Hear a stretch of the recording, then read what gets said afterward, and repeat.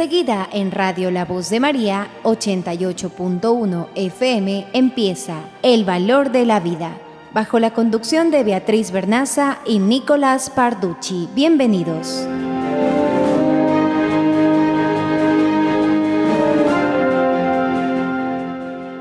Bienvenidos, queridos amigos, a su programa El Valor de la Vida, programa dedicado a profundizar sobre Dios, la cultura de la vida y la nueva era y la iglesia. Pues obviamente, queridos amigos, el día de hoy vamos a conocer un poquito más. Tenemos una invitada que nos va a hablar sobre San Jerónimo. Ustedes, si no conocen de San Jerónimo, quédense con nosotros para que puedan conocer un poquito más. Y si saben de él, pues también porque les va a ayudar mucho a profundizar sobre el legado que él nos dejó. Así que bienvenida, querida María Verónica, ¿cómo estás? Hola, ¿cómo estás? Bien, gracias. Gracias por Bueno, recibirme. no, gracias por estar aquí. Entonces, vamos a hacer una oración, ¿te parece? En el nombre del Claro, Padre y del Hijo y del Espíritu Santo. Amén. amén. Ven, Espíritu Santo, ven por medio de la poderosa intercesión del doloroso e inmaculado corazón de María, tu amadísima esposa. Ven, Espíritu Santo, ven a llenar los corazones de tus fieles y enséñanos el día de hoy qué es lo que tú nos quieres decir por medio de tu palabra. Amén. Amén. Amén. Bueno, entonces, Verónica, como sabes, nosotros aquí a veces leemos la Biblia también, un pedacito, y esperemos pues que tú nos ayudes con eso. Por eso pedimos que el Espíritu Santo nos ayude a comprender mejor lo que el Señor nos quiere decir con su palabra. Y entonces te doy la palabra. Cuéntanos de qué nos vas a hablar y cuál es la importancia que tiene con la palabra de Dios. Claro, San Jerónimo resulta ser una persona muy importante para la Iglesia Católica, no solamente para la Iglesia Católica, sino también para la ortodoxa y la copta, porque es quien tiene la asignación de parte del Papa para traducir la Biblia de los textos originales ya a latín, ¿no? Y es importante porque en esa época, cuando él tiene ese encargo del Papa, definitivamente ya se habían diseminado algunas traducciones, pero la traducción de él es mucho más fiel y más real a los textos originales. Entonces, por eso es muy importante eh, el, él como papel, como figura histórica dentro del cristianismo, ¿no? Okay. Entonces, un poquito para conocer más sobre él, San Jerónimo nace en el siglo IV después de Cristo, obviamente, en Dalmacia, en una ciudad que ya no existe, que se llama Estridón, en lo que hoy sería más o menos el límite entre Croacia y Eslovenia. Para que más o menos tengamos una idea, tenemos el mar Mediterráneo, tenemos la bota de Italia, luego viene el mar Adriático y enseguida está Croacia. Y arriba de Croacia está Eslovenia. Entonces, más o menos en ese límite entre Eslovenia y Croacia, había una ciudad en el siglo IV que se llamaba Estridón, donde él era este señor, ¿no? San Jerónimo. Él nace dentro de una familia católica practicante y se bautiza a los 16 años, ¿no? Luego viaja porque él era muy inteligente, entonces él viaja a Roma y Alemania para estudiar más sobre retórica, filosofía, ¿no? Y se destacó mucho en idiomas, y eso es muy importante porque al conocer varios idiomas, él tiene mucha mayor capacidad para poder traducir los textos, ¿no? Él era, como te digo, muy inteligente y en esa época leía bastante a autores latinos y griegos, como Cicerón, Virgilio, Horacio, Tácito, Homero, Platón, pero nunca estuvo interesado en los textos sagrados, ¿no? Siempre estaba interesado en la filosofía, en los textos que lo hacían pensar, pero los textos sagrados pues los tenía como que a un lado, ¿no? Luego él viaja, si podemos, él tiene un sueño, tiene un sueño con Dios, donde Dios le dice, ¿a qué religión perteneces? Y él responde, yo soy católico, como seguramente muchos de nosotros, cuando preguntamos a qué religión perteneces, decimos, somos católicos, somos cristianos. Pero Jesús en el sueño le dice, no es verdad.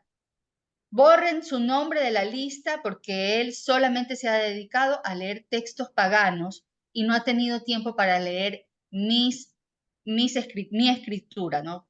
Conocer la verdad de las Sagradas Escrituras. Borren su nombre de la lista de los cristianos católicos. Entonces él se levanta, se despierta llorando, muy preocupado, y entonces él decide que nunca más va a tener tiempo para los libros paganos y se va a dedicar a leer libros de la Sagrada Escritura, ¿no? Entonces aquí yo quisiera hacer una reflexión, ¿no? ¿Qué libros estamos nosotros leyendo como cristianos, como católicos? Personalmente a mí me gusta mucho, de verdad, voy a ser sincera, a mí sí me gusta leer novelas, pero novelas históricas, novelas románticas, de autores contemporáneos, pero también me doy un chance, un espacio, un tiempo para leer libros que formen mi espíritu, ¿no? Que formen, que me eleven un poco a Dios. Y en este tiempo de la Cuaresma, por ejemplo, yo ahorita estoy tomando textos del Antiguo Testamento y leyéndolos, viendo un poco, analizando un poco la información. Por ejemplo, estoy leyendo Proverbios, estoy leyendo el libro de Esther, el libro de Ruth, de Tobías, de Judith. O sea, en este tiempo de Cuaresma me llama este año a leer las Sagradas Escrituras justamente. Entonces, quisiera yo hacer una reflexión sobre qué estamos leyendo para elevar nuestro espíritu, ¿no? Eso se los dejo a ustedes para que lo mediten y lo piensen. Entonces él hace como una pequeña ubicación nuevamente. Soy cristiano, me he estado dando cuenta de que no he estado leyendo los textos sagrados, bueno, me voy a dedicar a leer sobre ellos, ¿no?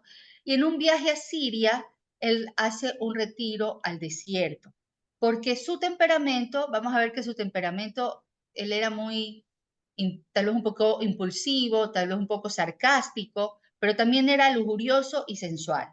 Entonces él cree que al salir al desierto, al refugiarse en solitario, él iba a calmar estos pensamientos lujuriosos y sensuales que tenía, ¿no?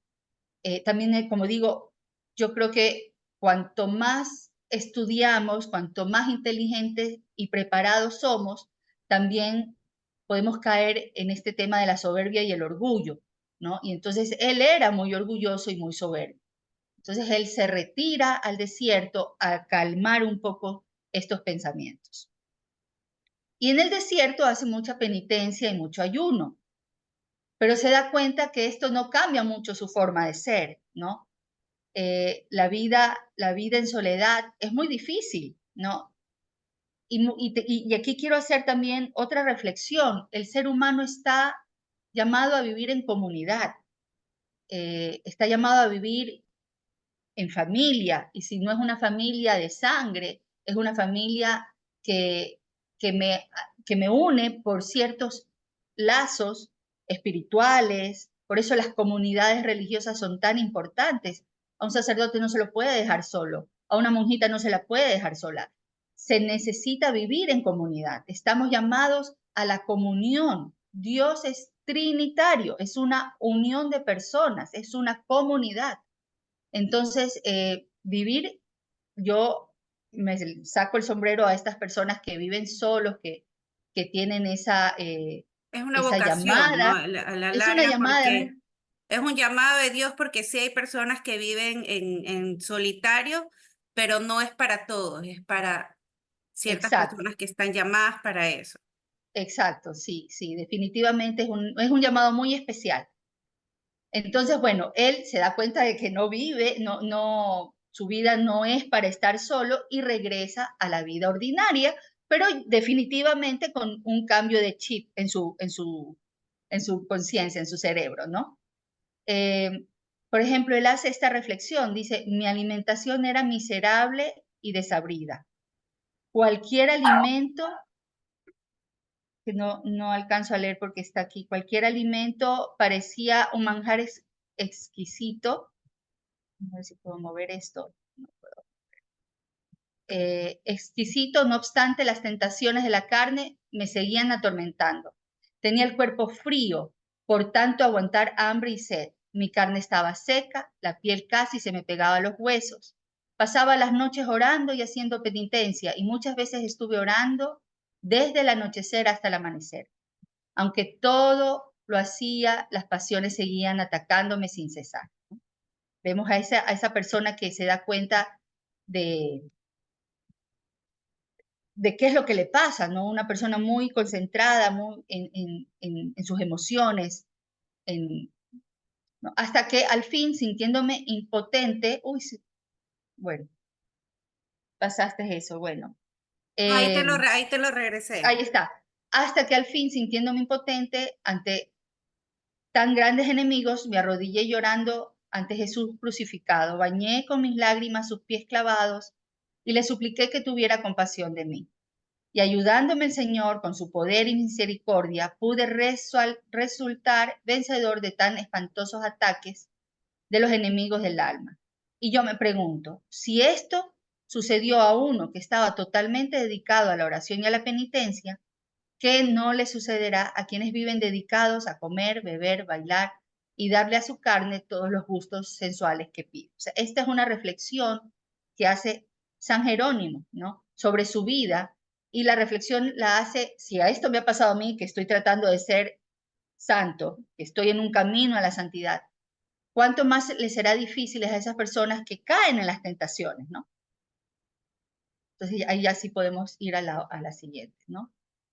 Luego de años de pasar en Constantinopla, regresa a Roma y entonces ahí es designado secretario del Papa San Dámaso I, porque San Ambrosio de Milán enferma y renuncia a ese cargo. Entonces vamos viendo cómo este santo también tiene mucha cercanía con otros santos. Eso a mí me parece simpatiquísimo porque claro, no vamos a saber nuestra santidad hasta que lleguemos al cielo, ¿no? Pero ¿cuántos santos están caminando con nosotros al mismo tiempo, ¿no? O sea, San Jerónimo conoce y trabaja para el Papa Dámaso I, porque San Ambrosio enferma y no puede seguir en ese cargo. Entonces, ya vamos viendo estas conexiones, ¿no?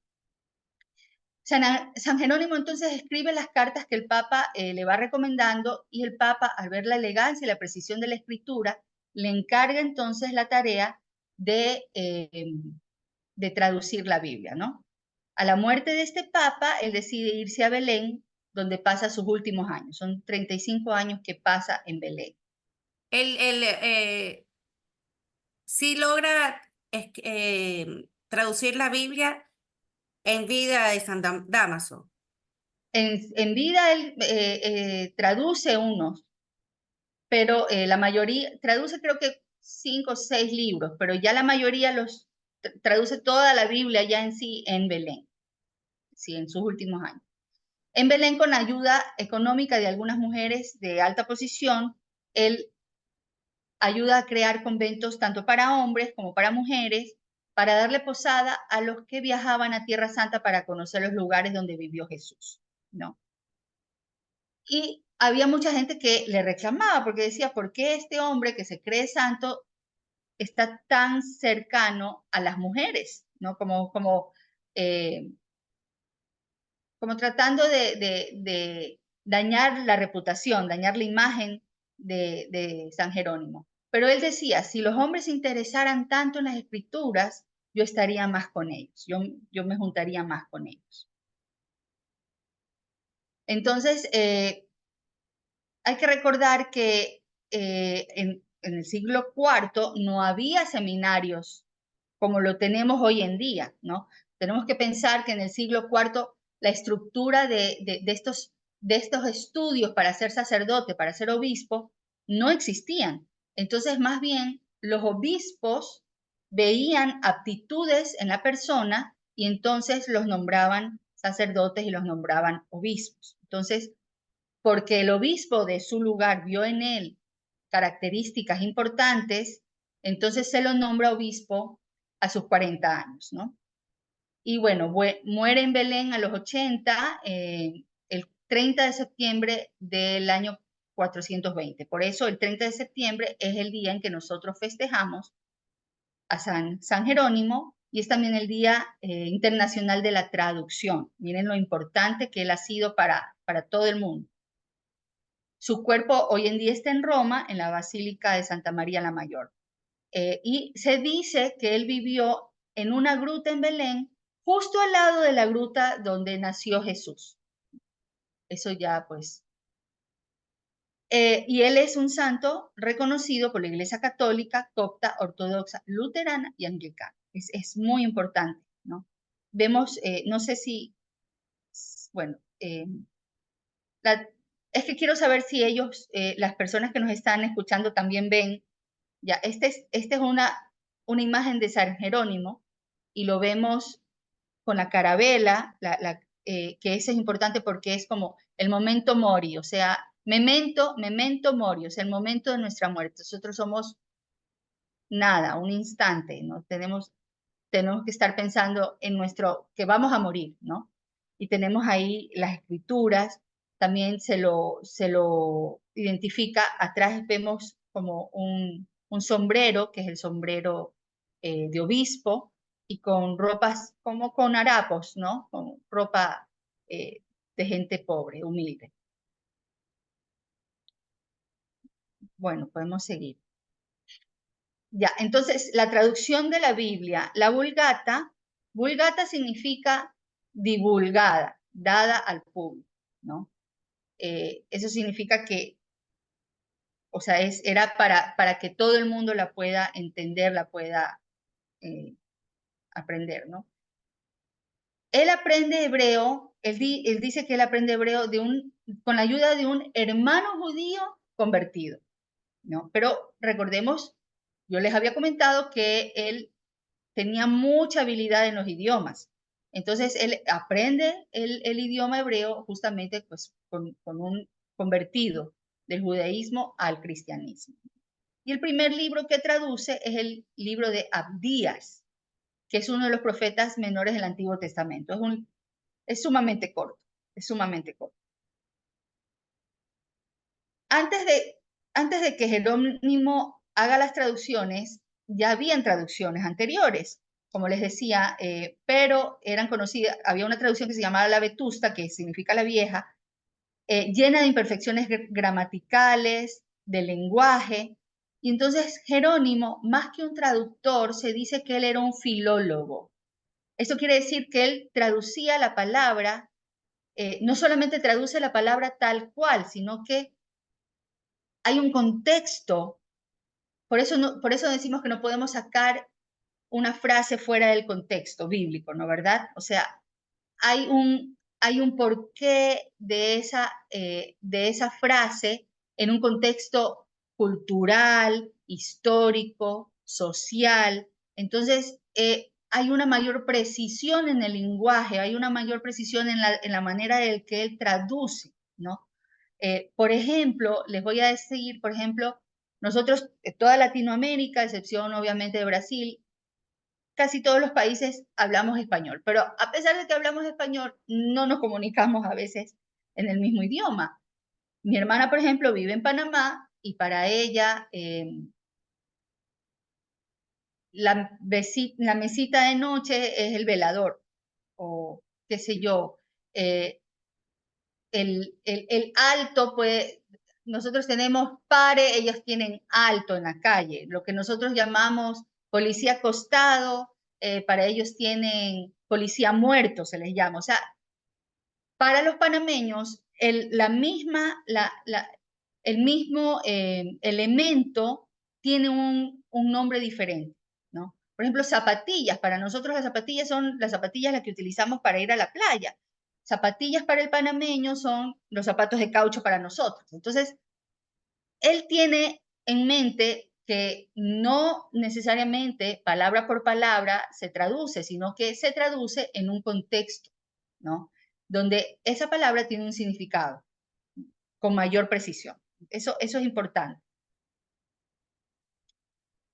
Entonces, en los primeros siglos del cristianismo, los romanos habían tomado bastante territorio y para ellos era el latín, ¿no? O sea, la lengua oficial del Imperio Romano era el latín.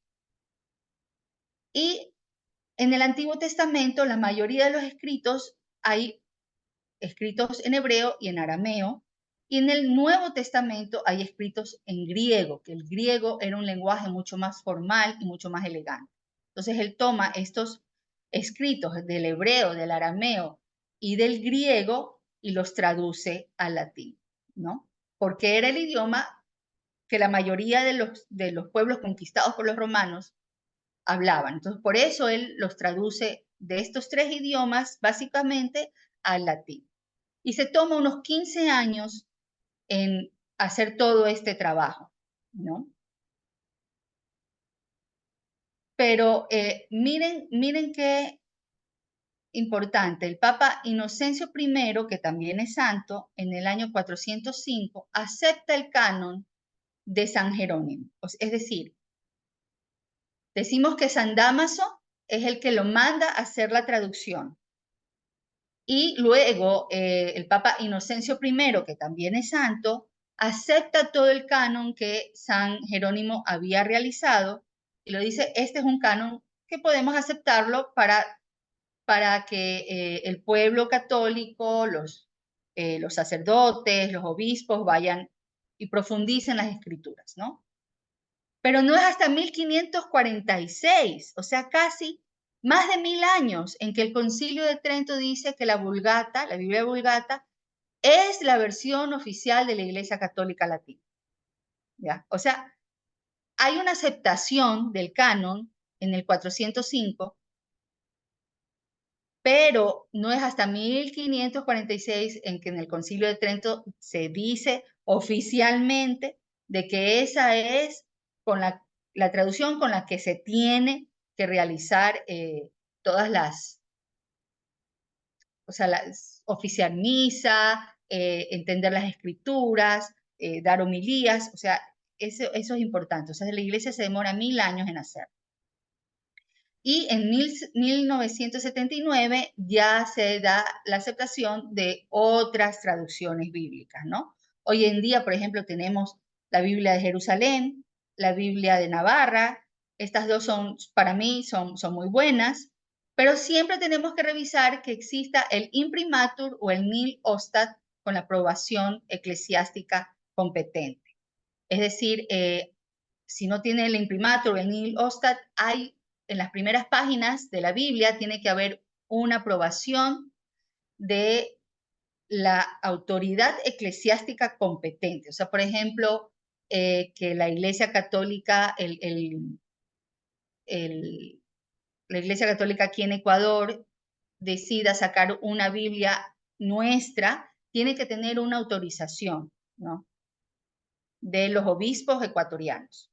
Eso es importante, porque si no, estamos utilizando otra Biblia de los hermanos separados, que como sabemos, no tienen todos los todos los libros de la Biblia. Incluso hay ciertas cartas o ciertos versículos que que son diferentes, ¿no? Que no son como nosotros los tenemos. Ahora, ¿por qué la importancia de San Gregorio? Perdón, de San Jerónimo. El Papa Bonifacio VIII en 1298 decreta los primeros 4 doctores de la Iglesia del rito latino, que es San Ambrosio, San Agustín, San Gregorio Magno, que fue Papa, y San Jerónimo, ¿no? Ellos son considerados los padres de la Iglesia, ¿no? Los primeros padres de la Iglesia. Y nosotros como católicos tenemos padres de la iglesia y doctores de la iglesia. Los padres de la iglesia son los que básicamente son los primeros los que comenzaron a poner los fundamentos bíblicos, teológicos, morales, éticos de la religión católica. y luego los doctores de la iglesia son ya los posteriores, ¿no? Dentro de los doctores de la iglesia tenemos, hoy en día, tenemos 36 doctores de la iglesia y tenemos 4 mujeres doctoras de la iglesia. María Beatriz, ¿tú reconoces cuáles son las 4 mujeres doctoras de la iglesia? ¿Te acuerdas cuáles son? A ver, Santa Hidelgarda es una. Benedicto XVI la nombró doctora de la iglesia, si no me equivoco. Santa Teresita, hay las dos Santa Teresitas. Correcto. Y ¿Y son la 4, ¿no? cuarta? Son 4, te falta una. Uy, Santa Catalina de Siena. Santa Catalina de Siena, ya. Santa Catalina de Siena. Santa Catalina de Siena. Esas son nuestras 4 doctoras de la iglesia. Correcto. Bueno, podemos pasar a la siguiente. Ya. Bueno, entonces yo les decía que San Jerónimo tenía un carácter un poquito explosivo, ¿no? Pero también era una persona muy de mucha interioridad, de mucha vida espiritual interior, ¿no? Entonces se cuenta que una noche en Belén, la noche de Navidad, después ya de que los fieles hayan estado en la gruta de Belén, el santo se queda solo rezando y se le aparece el niño Jesús, chiquitito, y le dice, Jerónimo, ¿qué me vas a regalar para mi cumpleaños? Y entonces él le contesta, Señor, te regalo mi salud, mi fama, los honores. Pero el niño Jesús le dice, y no me regalas nada más. Entonces le dice, oh mi Salvador, por ti repartí ya mis bienes entre los pobres, por ti he dedicado mi tiempo a estudiar las Sagradas Escrituras. ¿Qué más puedo regalarte? Si quisiera te daría mi cuerpo para que lo quemaras en una hoguera y así poder desgastarme todo por ti. Y el divino niño le dice, San Jerónimo, regálame tus pecados para perdonártelos. Al oír esto, el santo se echó a llorar de emoción y exclamó, estás loco de amor, ¿no? Entonces, vemos una vida interior muy profunda también de San Jerónimo. Luego también vemos que él decía que las señoras tenían 3 manos, una mano derecha, una mano izquierda y una mano de pintura, ¿no? Como burlándose de las señoras, ¿no? Por eso digo que él era un poquito sarcástico también, ¿no? Y que decía que a las familias solamente les interesaba que sus hijas fueran hermosas como terneras, sus hijos fuertes como potros y los papás brillantes y mantecados como marranos gordos. O sea, él Y el es un... lenguaje que usa, ¿no? Y es santo. Y Y es santo. mucha gente se sentiría ofendida el día de hoy si les dicen eso. Sí, sí, definitivamente. Sí.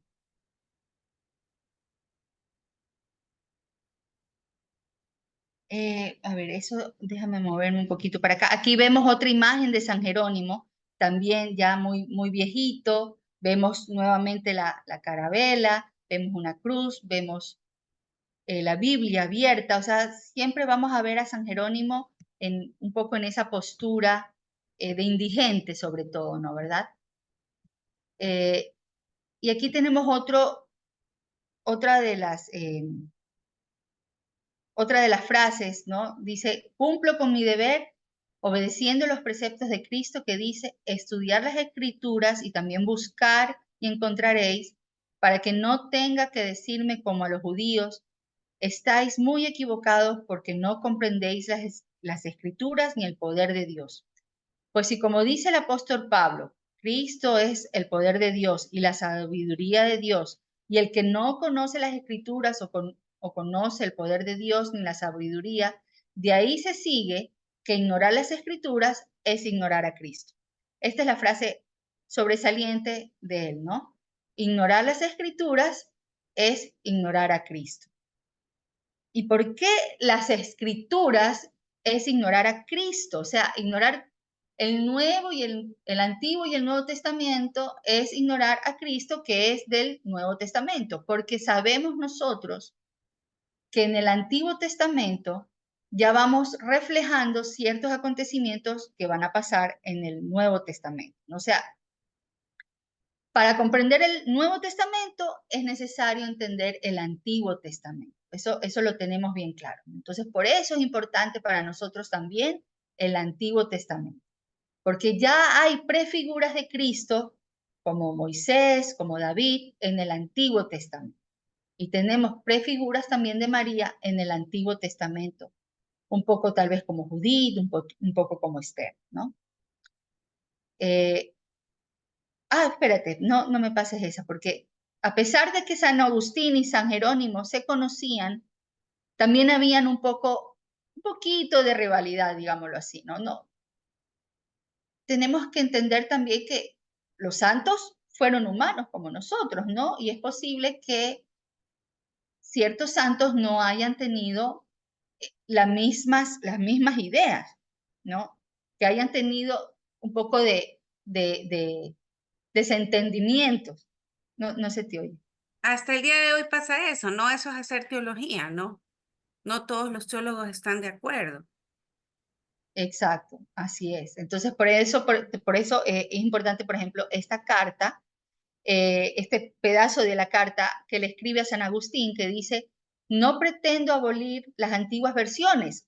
Recuerden que yo dije que ya existían ciertas versiones, ciertas traducciones bíblicas anteriores a que Jerónimo comience a hacer la traducción. Ya existían, no es que él invente el agua tibia, pero sabemos que la traducción de él es la más correcta, la más apegada a las palabras, ¿no? Entonces, por eso dice él, no pretendo abolir las antiguas versiones, puesto que al contrario, yo las he traducido del griego al latín para los que no entienden más que nuestra lengua.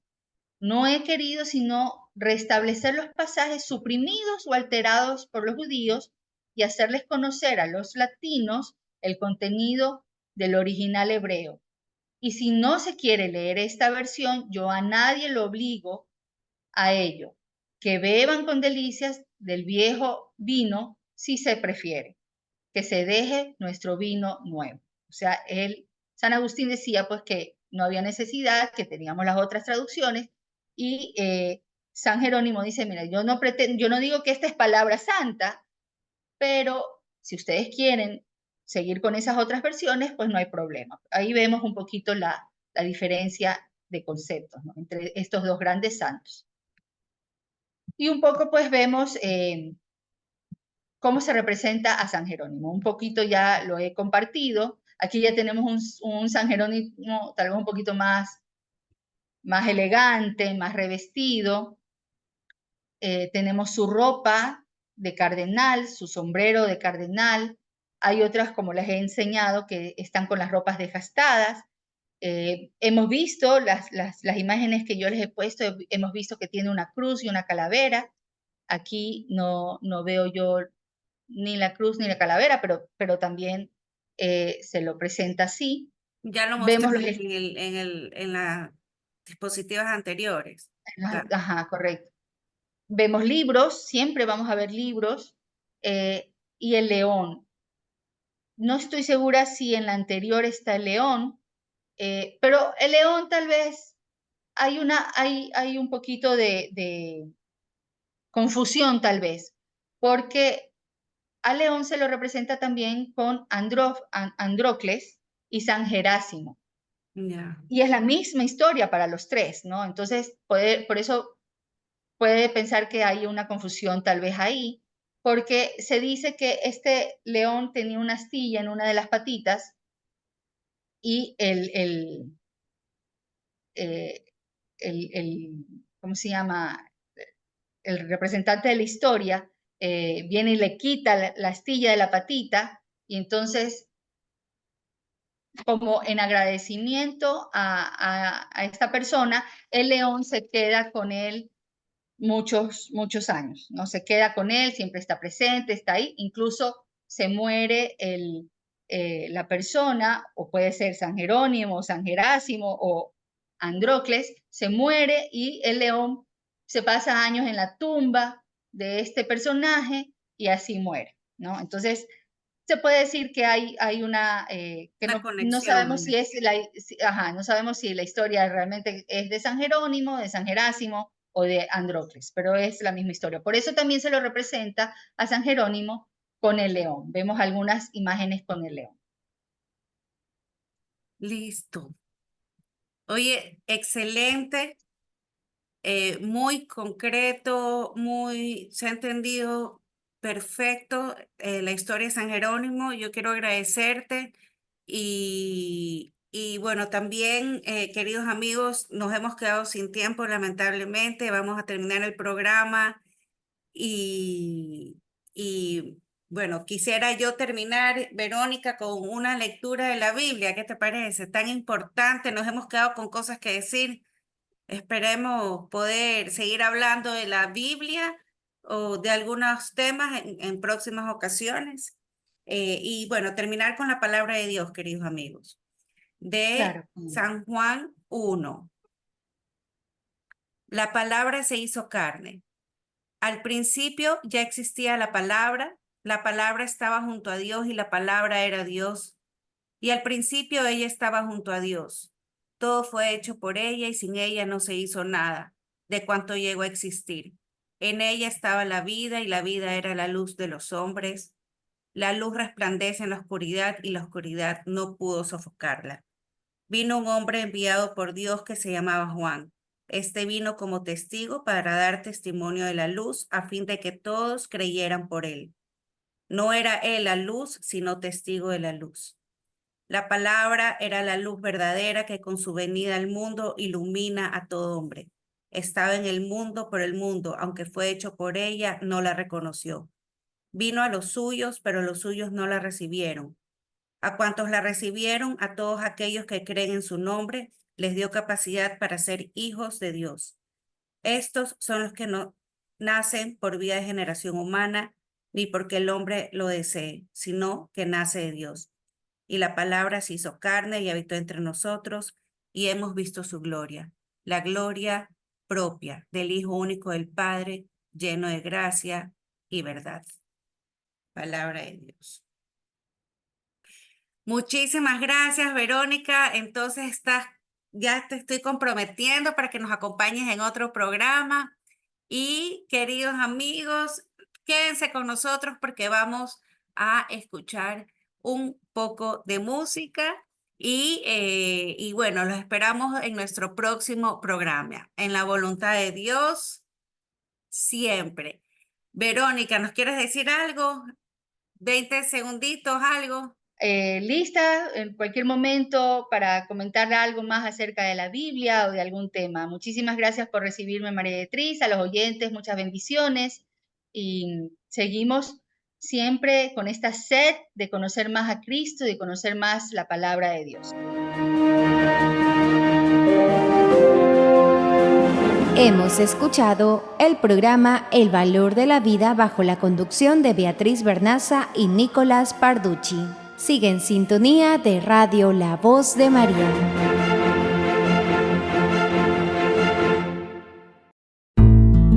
Inicio de espacio promocional. Cada día llega a mí la palabra del Señor a través de la voz de María, el mensaje de salvación.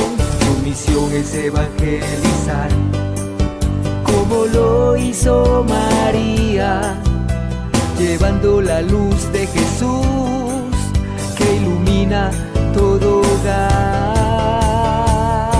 La voz de María. Cada día llega a mí la palabra del Señor. Ahora puedes realizar tu aportación desde la comodidad de tu hogar, con tu tarjeta de débito o crédito, ingresando a la página de la revista Salve Regina, www.revistasalveregina.com. Ahí aparecerá nuestra aplicación web donde podrás elegir tu aportación voluntaria. En la siguiente pantalla ingresa tus datos para confirmar tu aportación y dale clic en el botón naranja o en el botón gris si tienes la aplicación de Payphone.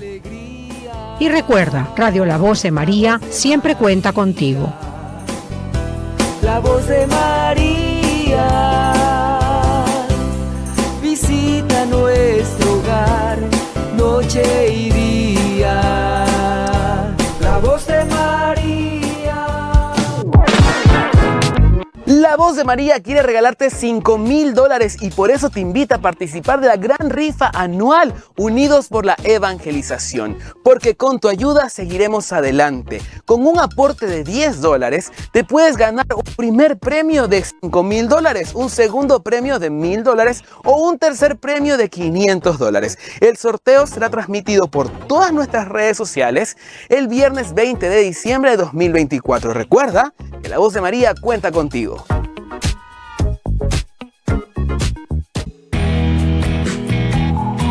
Hola, ¿qué tal? Te saluda el Padre José Luis Vélez López, asesor espiritual de Radio La Voz de María. El amor siempre es creativo y busca la manera de ayudar. Es por esto que te invitamos a ser generoso con esta gran obra de evangelización.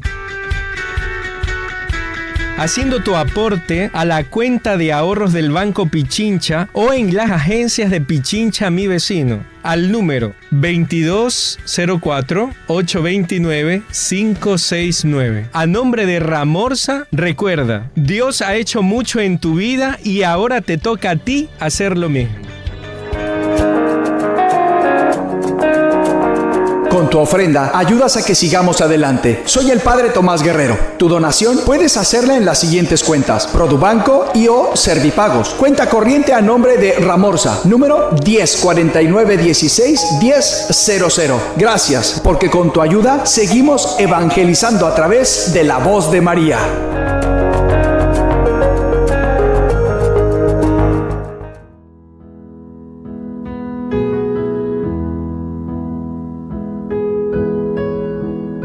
Dios no solamente ve tu corazón, Dios también ve tu bolsillo y se da cuenta si tú eres una persona que te pareces a Él, que es tan generoso, o te has convertido en una persona tacaña. Hoy quiero tender la mano para pedirte por los pobres que no tienen esperanza, no tienen luz, no conocen a Dios. La única forma de llegarles es a través de La Voz de María en la radio. Tú puedes ayudarnos a mantener esta obra de Dios. Y Dios te va a bendecir tremendamente, convirtiéndote en una persona que da con alegría. Acércate a cualquiera de las agencias del Banco de Guayaquil o en cualquier punto autorizado de Banco del Barrio, en las cuentas de ahorros número 153-111-39 a nombre de Ramorza, y sé una de las muchas personas que Dios usa para sostener La Voz de María en Guayaquil. Esta radio, sostenida por ti, Dios la va a bendecir, y cuando Dios le pague a toda la gente que trabaja en esta radio, también te pagará a ti por tu generosidad.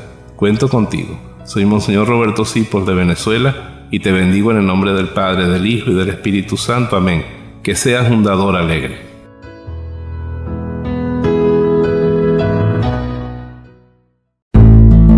Fin de espacio promocional.